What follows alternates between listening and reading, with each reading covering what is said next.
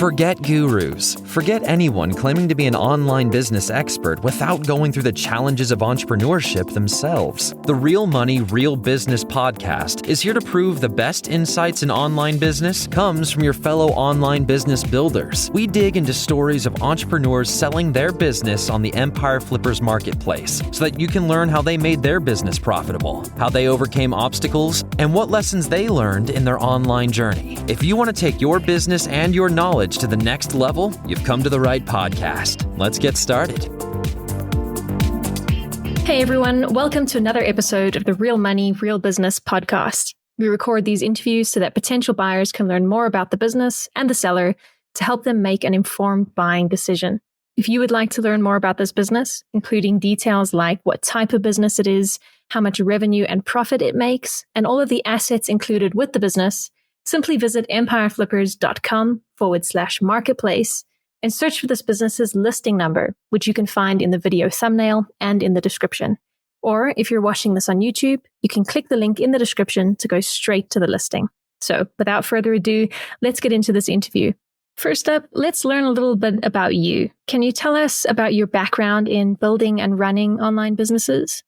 So I started off this business in 2021. 3 years after I first started my first online business. It took me about 3 years to understand the world of e-commerce and dropshipping, honestly. And in 2020, that was my first breakthrough moment. That's when I decided to invest my knowledge, my information into building a more profitable storefront handle, a stronger brand that just has that in it. And that's pretty much like the store that I'm listing up right now. This store that is being listed up, it started in 2021. So a few years after I got my hands wet with online business. It's in the high ticket e-commerce industry. And we are a authorized dealer for a lot of the suppliers inside the appliance niche. And pretty much we work with a bunch of reputable brands in the industry. Our direct competitors, I don't know if I should be saying it, but I'm going to say it, is Home Depot, AJ Madison, and Home Outlet Direct. These are all big companies, 7-figure a month minimum e-commerce giants that we have exclusive partnerships with some of their top performing brands inside the same niche. So they're inside the same niche as us, and we work with the same brands, and those brands don't work with other dropshippers, other dealers, because they had a bad taste in the mouth when they were working with so many online dealers and dropshippers. But pretty much like the store that I'm listing up in the marketplace right now, like we were able to stay in the cut. We were one of the top performing dropshippers. We did millions of dollars for them in sales. We kept up with the customer service. Every single customer lead that came through our end was satisfied, immensely happy with just all the follow-up systems that we put. So I'd say that we definitely stand out as one of like the small fishes in the pond. And I say that because the competitors that we're facing right now, they're all doing so much in revenue. They have so much marketing budget, so much teams. They're like almost corporations. And we have one of the top performing brands that they share that does over $100 million in sales every year. And we're one of the 5 dropshippers that are allowed to, dropship for them. And in the world of this high ticket e-commerce, like online dealer means dropshipping. So if I ever say the word online dealer sometimes, it just is another way to say dropshipper. But the reason like we are different from the other dealers and other dropshippers for all of these brands is precisely because of the systems that have been refined through all of these years of trial and error. That's why you guys might see some ups and downs from the revenue and profit P&Ls, but that's because there were a lot of mistakes that were made, I have to admit, but they were fixed. And now we have consistent traffic acquisition systems. We have consistent lead follow-up systems. We have consistent sales SOPs.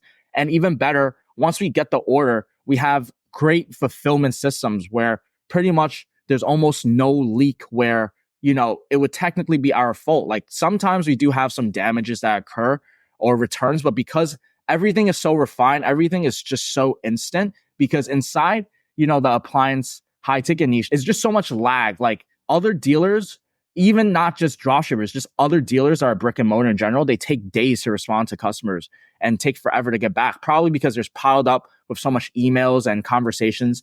They don't know how to use technology as well as we do. I don't want to sound, too ahead of myself, but the systems that we have, it's all centralized, conglomerated. We could step out of the box and still see the market acquisition leads coming in. We could see all of the follow-up systems. It's like real great systems that I'd love to show if necessary.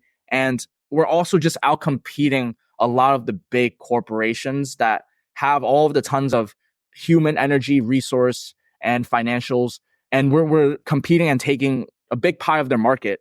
And I have to say that, that's something I'm proud of.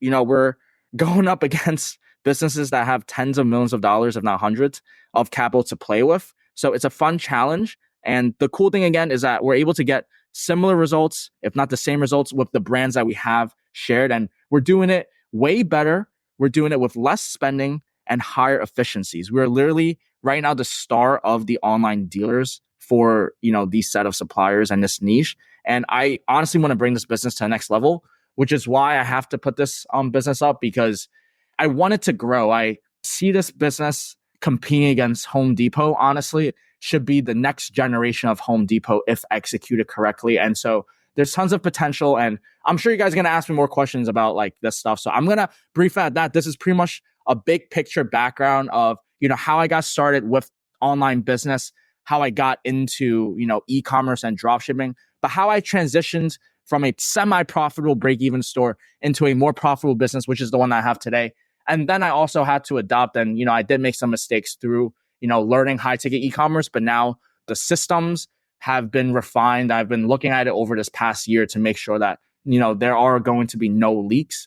So I'm very confident in it. And that is the context of my business.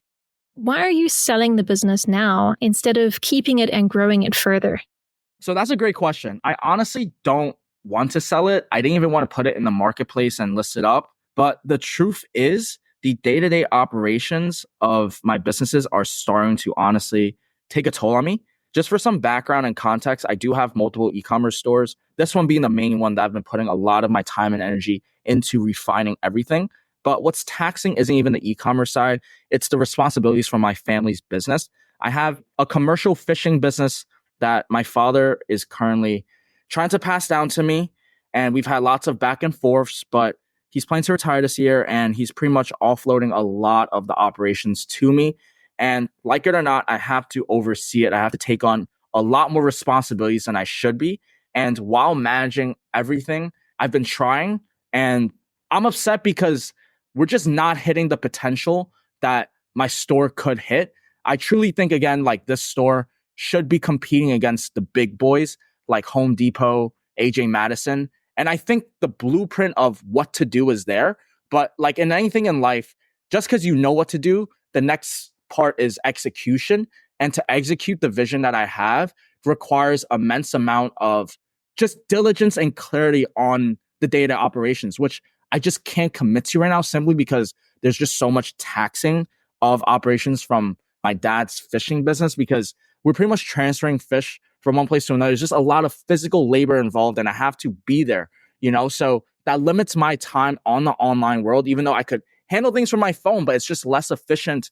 And I want my business to grow. I truly think that we can compete. We can make easily 7 figures a month if all of the management systems are right, meaning there's staff that knows exactly what they should be doing and they're accountable. There's leads that are constantly coming, which in terms of the leads, it's not that complicated. It's really just raising some bids and raising some budgets. And we would get a lot of leads. But the reason why I've been keeping my spend at minimal is simply because we already get a lot of leads, because with more leads comes more conversations. More conversations come more potential leaks. And so there's lots of foundations that you need to be ready for. And this store has the full foundations. We just need true excellence on the staff, the leads, the operations, the finances, the follow-ups to clients. Like this is pretty much becoming more from a startup to a corporation. And we should have everything like that in place. We have a proper traffic acquisition channels using Google. So when someone searches up our product, we rank for those keywords. So there's intent-based leads coming in that click every single day. We have clicks that convert to sales because we have the proper CRM system. That's pretty much like how we look at everything from a whole entire bird's eye view. And so I'm able to manage my sales team and the follow-up. So we're able to manage and properly track everything. We just need more we just need more reps. Like imagine kind of like you're working out and the form is good, but you still need to do a lot of sets and more reps. You want to amplify. And as you amplify, there will be leakages that come the way, and it needs to be even more intricate. And I'm truthfully just not able to deliver that level of attention of detail to that level of greatness, which again, I don't want to put this up, man, but right now, this is logically speaking, the best opportunity for my store to grow to where I want it to be. Because, I just want to see it grow at this point. Like, it operates pretty much hands off. Like, it could do it on itself. It just needs the right management side of like just what to do, but it's so great. And in terms of my other e-commerce stores, I am willing to not sell the selected brands that the buyer wants. There's only really 5 brands that bring in 90% of the revenue, and I'm willing to maybe make a contract or whatever I need to do just to say that I don't plan to snake my buyer. I'm not going to sell the same suppliers that I've gotten relationships for. If anything, I would just expand into a different niche. I would do something that's completely different to it, so they don't have to worry about that. But right now, my main concern is I need to take care of my family business first, because it's taking a toll on my personal mental health. And I need to sort this out for my family, for my mom and dad, and make sure this is clear, that everything is managed, that they're passing it down to good hands. And with the e-com side, I truly feel like I could pick it up, kind of like riding a bike. So I'm not too worried about that. Sorry if I'm going on a tangent, but that's like pretty much the context. Can you describe the amount and the type of work that you do on this business to maintain it? So the amount of work that I do for the store to maintain it versus the amount of work I should be doing is such a huge discrepancy. Because what I do to upkeep the store, just to maintain, is I look at the ads once a week. I make sure the keywords are being spent towards the right products, meaning that the keywords have that intent purchase behind it. And again, I've set all of that up. So it's really just like making sure the keywords are spending correctly, making sure within budget. I look through the conversations inside my CRM, which is a customer relationship management software. So I just double check to make sure all of the leads that are coming in from the ads are being followed up on, that the sales assistants and everyone, they're all, following up the customers and everyone's talking to one another so that there's conversation going. So I know like the leads are being nurtured. And then once I do that, I look at any existing customer tickets that are important. And if there are any problems, I would go ahead and I'll just relay the problems with my supplier. And that's pretty much the big essence of the business model. It's that you get clients from Google via purchase intent keywords. You get the click, they'll buy from you. And if there's any problems along the way, you just have to be very fast with your communication.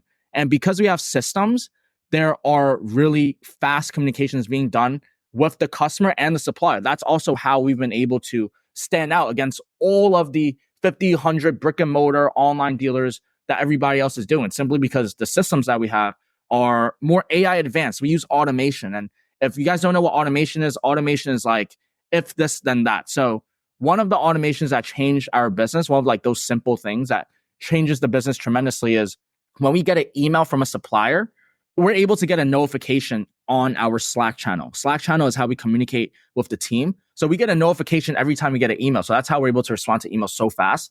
But a lot of people don't know how to respond to emails fast like that, because they don't know how to pin that one specific sender and then, create an automation. It gets complicated, but those are like things that we do have in place. And that makes life a lot easier, because we just look at the business in a box. We're able to just see all of the channels, and the channels will tell us, boom, we just got a live chat, or boom, we just got an email. And as long as there's like a check mark, I know someone's on it, then I know like the business is fully running. So in terms of the day-to-day operations, that's what I do, just to make sure that, everyone is speaking, conversations are being made, leads are coming. So the Google ad side is good. And as long as that's good, I mean, the numbers kind of come in like clockwork, and everything is automated.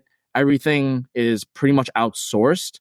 And like I said, like this is what I do to maintain it. But what I honestly should be doing is I should be building out the social media channels very more intricately, because branding and social media is the way to go. We have social media already. I've tried it. And again, this is like a real full-time job, like to manage the content of the store with 4 to 5 different channels. So right now we were focusing on Pinterest and Instagram and YouTube.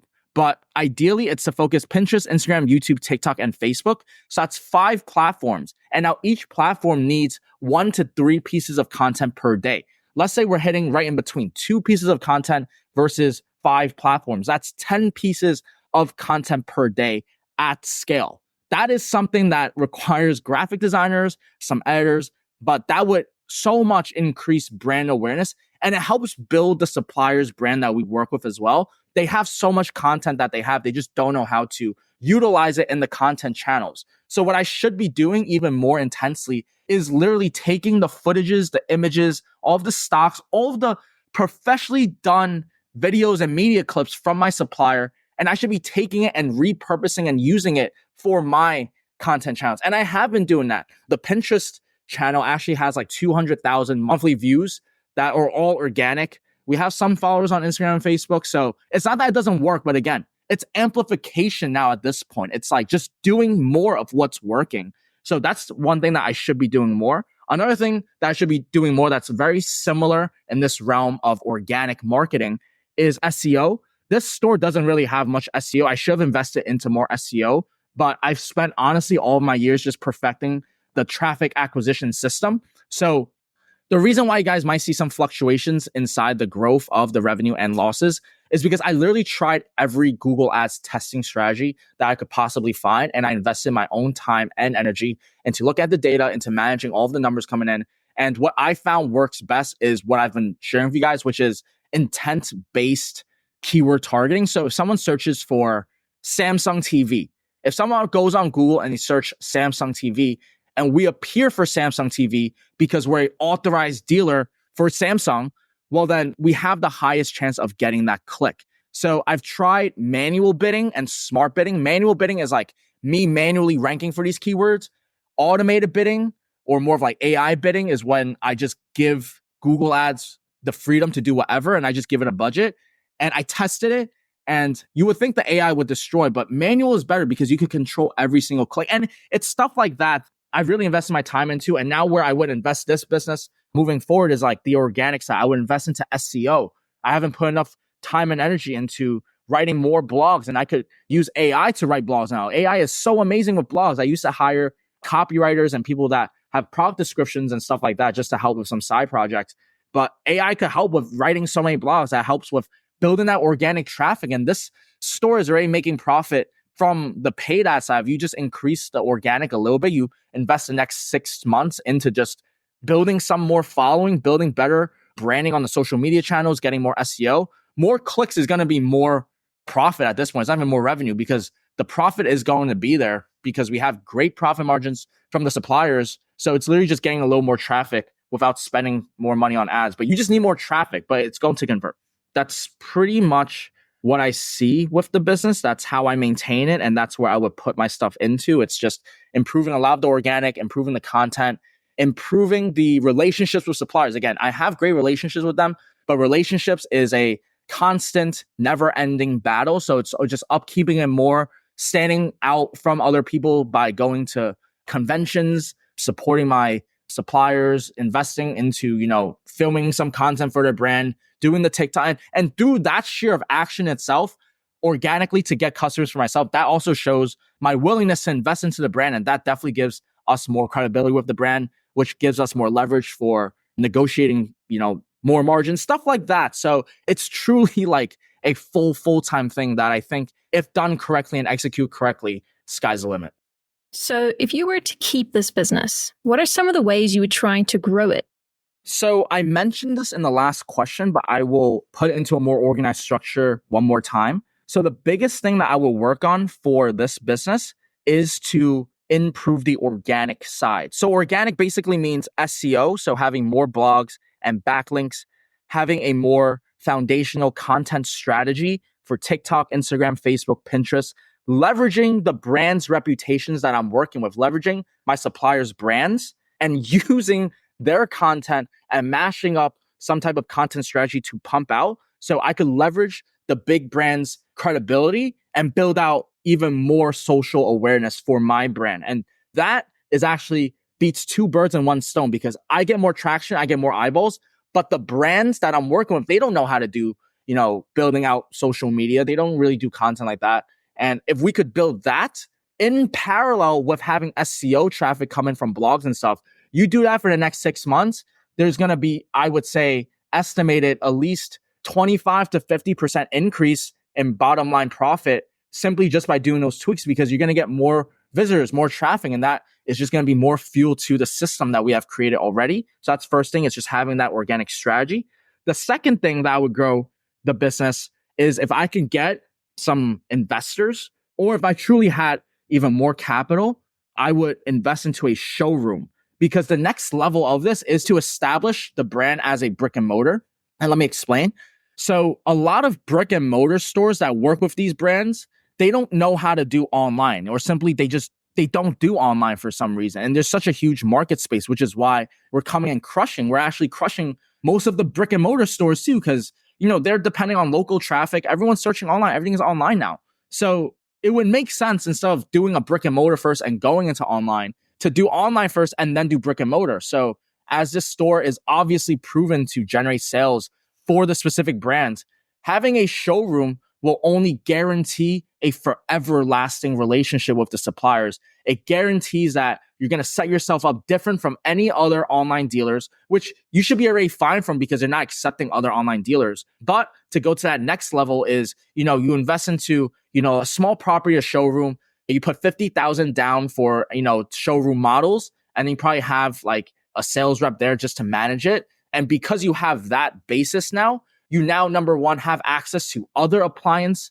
brands that are super, brick and mortar only, but you can expand using the e-commerce systems that we have, because this is it. Like, brick and mortar and high ticket appliance have a gap with technology, because if you look at the demographic, everyone is more middle-aged, older people, and they don't know how to use technology. They don't know how to use automations. They don't know how to use AI. They don't know how to use systems. And because this business has that great foundation of innovation, actually, that's how you expand, is getting a showroom, but that's completely optional. Organic is definitely more priority. And I will also run more marketing budget on the ads as well, because it's ready. Like, at this point, it's just about positioning where the market. Obviously, you want to run more marketing budget when, it's Q4 or, when it's holiday season, people are in more shopping mode. So it's weird because during these times, especially when the election's around, the economy is so in fluctuation that it does also depend on the buyers. Like, for example, our market depends a lot on, real estate, because if there's more houses being bought, there's more appliances being bought as well. So if there's a decline in houses being bought, you're going to see, maybe not directly, but there's going to be some fluctuation. So there's lots of economic things you have to consider. But again, once the timing is right, like let's say we have another lockdown and everyone just gets another paycheck and everyone just spends all, like, in 2020, if you had an online store and you position yourself correctly, you were making money because everyone was just spending money online. You have to position yourself. The store is completely positioned. It's positioned that once there's just market going, like there's just more buying that's going on in the economy. Like, there's buying right now that we could target because we use Google ads and we use the intent-based strategy. But if there was even more, like, we've positioned ourselves that, like, just ramp up the budget a little bit and boom, you're going to get even more leads. But with more leads, again, comes more conversations and more numbers to look at, everything. So all goes hand in hand. But again, this business can truly compete against, Home Depot and all these other big retail brands. So that's how I would grow. Right. And what would you say are the biggest risks with this business that buyers should be aware of? So one of the biggest risks that we have with the business model is just like all risk factors of any dropshipping or e-commerce business, which is that the business model does depend on the supplier. And that's good and bad, because with the supplier, we could leverage their brand reputation. We could target all of the keywords that people are searching for with respect to the brand's name. We could leverage their authority. But on the downside, we're also dependent on the fulfillment systems, the logistics behind the brand. So if they do have some items or SKUs that are back ordered, we have to let the customer know. We have to let the customer know what is going on. And some of the risks that might be associated with that is you, again, are dependent on the logistics of the supplier. So if there are any problems with delays and stuff, you have to let the customer know.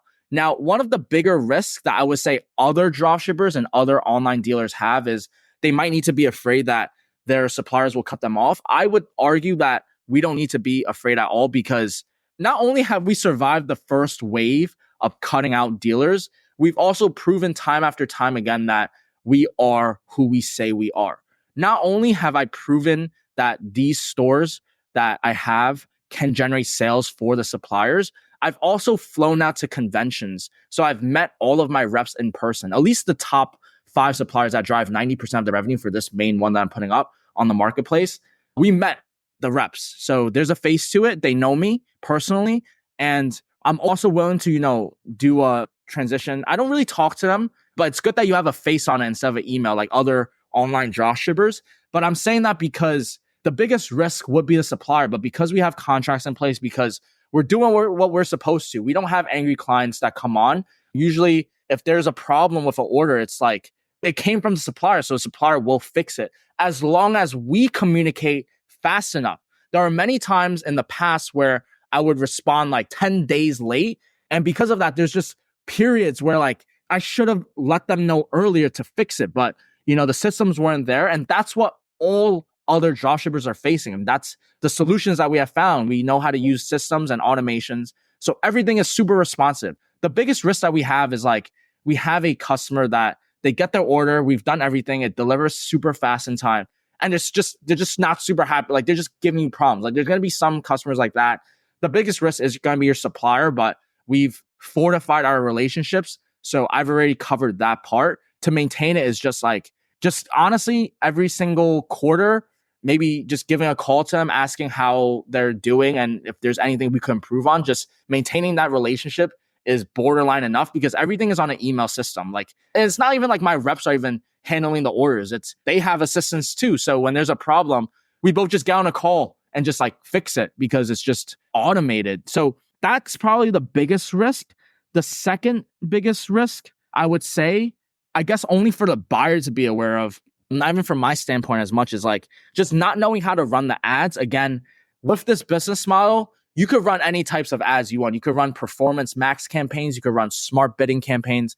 I have my proven consistent marketing strategy with intent-based marketing. So one of the bigger risks is just learning how to run the ads. But again, I'm willing to share the strategy and even show it and how it's done. So that's not going to be too much of a problem, but it's just knowing how to run it, knowing what key performance indicators to look at, and knowing how to properly scale. Because sometimes you might see influx of sales. Like the other day, we got 18,000 in one day off of 4 orders. And you might see really good. And that makes up a lot of profit that on top of the 15K order that we got that covered the marketing budget for a month. So that was like really a lot of take home. And you could get impulsive. You might want to increase your marketing budget from like 0 to 100, like just double it. But you have to have the right, in my opinion, the right scaling strategies, like 25% intervals and, all of that stuff that I could explain, but it's just not knowing how to run marketing to the most profitable lean as you possibly can be. But I think having calm, collected decision-making, that's just part of the process. I just check ads once a week. It's not even like an everyday thing that you need to do. You just have to look at it once a week, no emotion, just data, making the best non-impulse decisions, knowing how to run the ads, looking at what to look at. And if the buyer could cover that and the buyer could just maintain relationships that have already been made, there's no reason to not dominate and to just continue crushing, honestly. So that's what I'm thinking. Definitely love to discuss this, but that's what I have. How much support are you willing to offer the buyer who acquires this business? So this is a good question. I am willing to offer as much support as I can on my end as a seller. So I will show all of the existing systems that we use and the current workflows. So it's really not that complicated. There's just 3 big places that you need to be aware of. Number 1 is Slack. That's how we communicate. So it's all organized into just like separate channels, sales channel, customer service channel. So Slack is how we talk. Trello is how we organize, some orders and just organize like our day-to-day activities. That's used for project management. So Slack is for communication. Trello is for project management. And then we have the CRM, customer relationship management software. That's where you look at all the conversations, the leads. That's where all of the talks and the conversations are being held at. That's where you could listen to conversations from the sales reps and all of that stuff. And I'm willing to show all of these systems and I'm willing to show all of these workflows. I'm willing to explain how the business model works from start to finish, from how the website is to how we get the traffic coming in to how we close the clients and then how we fulfill the orders. That's completely fine. I'll explain the traffic acquisition channels of Google Ads and organic marketing. I will help with showing the CRM management. But once you see the conversation, it's very straightforward. You just see, imagine like one column of conversations, and then you open each conversation, and then you see the messages that are being sent, and then even listen to voice recordings. So you have full context of any lead, any customer. It's all organized in there. So as long as you just take note of these three, probably give you like 5 to 7 days, you should have 80% of what's needed to understand. And after that, it's just refining your own process and building it from the ground up in terms of your own creative process as a buyer.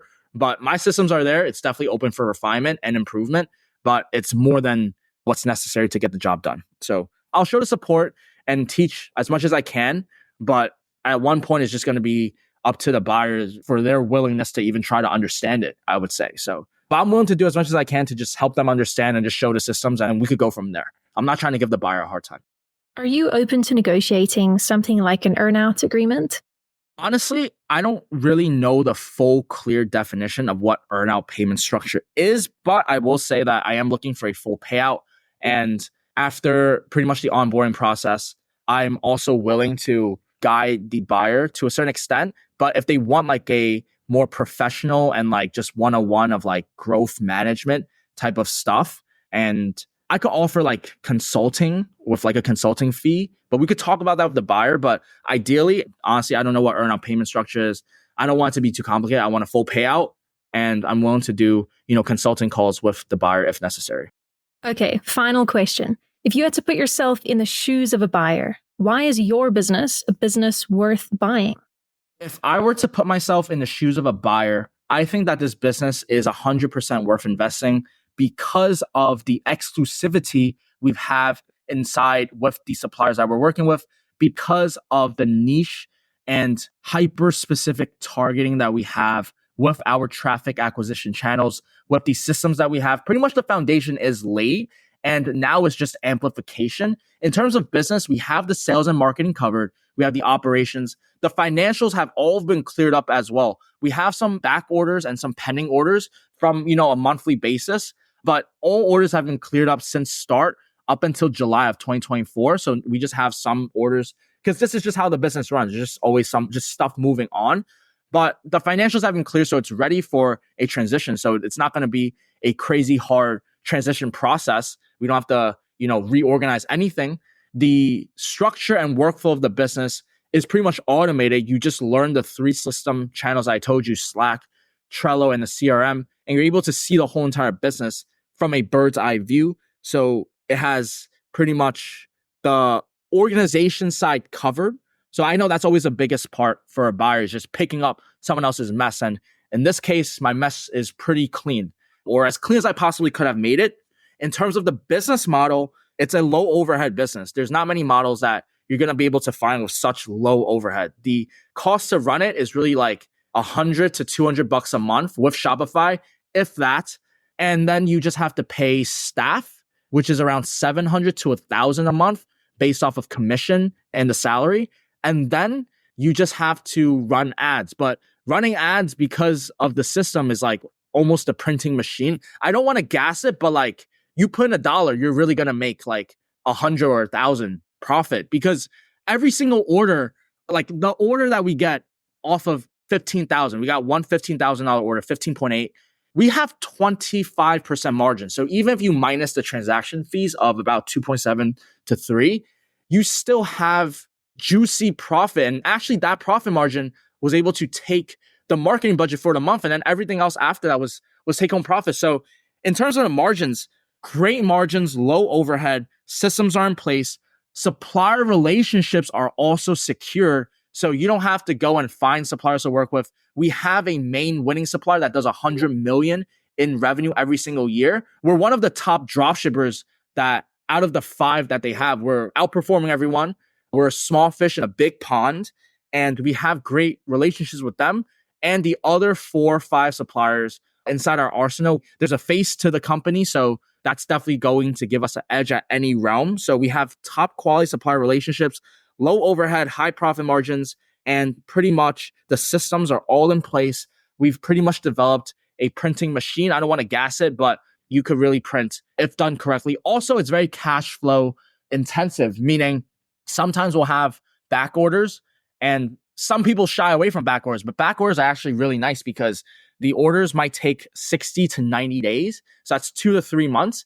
And when the buyer pays, we don't get charged the invoice amount until the item arrives in the States and then it gets shipped out.